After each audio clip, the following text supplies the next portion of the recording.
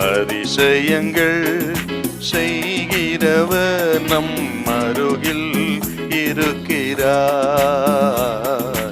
அற்புதங்கள் செய்கிறவர் என்றும் நமக்குள் வசிக்கிறார்.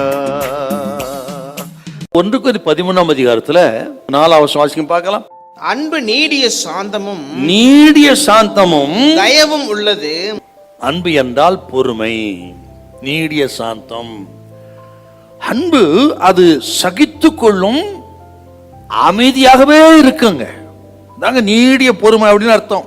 இன்னும் சொல்ல போனால் அவசரப்படாது.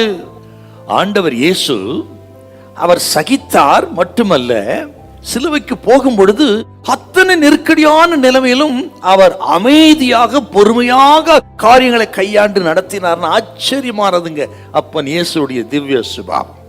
அன்புக்கு எவ்வளோ பொறுமை, அவசரப்படாது, சகலவற்றையும் தாங்கிக் கொள்ளும், சகித்து கொள்ளும், தாமாக முன்வந்து அந்த தீமையெல்லாம் ஏற்றுக்கொண்டு அடுத்தவருக்கு நன்மை செய்யக்கூடியது. அதுக்கு எவ்வளவு பொறுமை வேணுங்க. அதைத்தான் ஆண்டவரிடத்துல பார்க்கிறோம். இதை கேட்கறவங்க கத்திரி பிள்ளைகளே, அப்படிப்பட்ட பொறுமை நம்மளுக்கு இருக்கான்னு பார்க்கணுங்க. இல்லைன்னா அந்த பொறுமைக்காக ஜெபம் பண்ணுங்க. இயேசுவை பாருங்கள். அடுத்தவருடைய குறைய பார்க்காம அடுத்தவர் துக்கத்திலே பங்கு பெறுவது. எவ்வளவுதான் தீமை செய்தாலும் தீமைக்கு நன்மையே செய்யக்கூடியது. அதுக்கு பேர் தாங்க நீடிய சாந்தம், பொறுமை. மட்டுமல்ல, அன்பு என்றால் எல்லாவற்றையும் நம்பும். எந்த சூழ்நிலையிலும் நம்பிக்கையை விட்டு விடாது. அதுதாங்க அன்பு. வாழ்வின் இருண்ட பக்கத்தை பார்க்காம அநேகர் துக்கத்திலே பங்கு பெறக்கூடியது.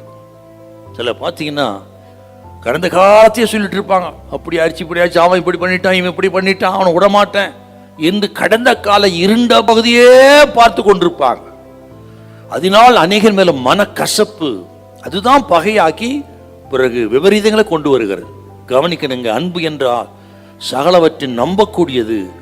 ஆக மனைவியை நம்புங்க புருஷர்கள், எல்லாவற்றையும் சந்தேகப்படாதீங்க.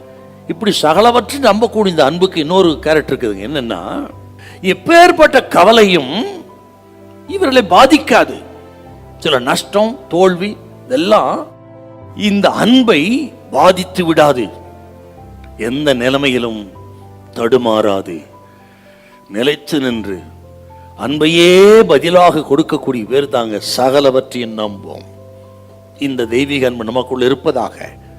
ஒருவேளை இந்த அன்பு இல்லைன்னா இருக்கான்னு கேள்வி கேட்கணும். இல்லை என்றால் ஏன், என்ன அர்த்தம்? பரிசுத்தாவின் நிறைவு உங்களுக்குள்ள இல்லை, உங்கள் இருதயம் ஆவினால் நிரம்பி இருக்கவில்லை அப்படின்னு அர்த்தம். இன்றைக்கே இருதயத்தை ஒப்பு கொடுத்து அந்த தெய்வீக அன்புக்கு, பரிசுத்தாவின் நிறைவுக்கு, பரிசுத்தாவிக்கு இடம் கொடுங்க. உங்கள் இருதயம் நிரப்பப்படட்டும். இப்பொழுதே பரிசுத்தாவியும் அந்த தேவன்பை இருதயத்தில் ஊற்றுவார். அன்பிலே வேரூன்றி வளர உதவி செய்வார். உங்களுக்கு கர்த்தர் கைவிட மாட்டார். ஹல்லேலூயா, ஹல்லேலூயா.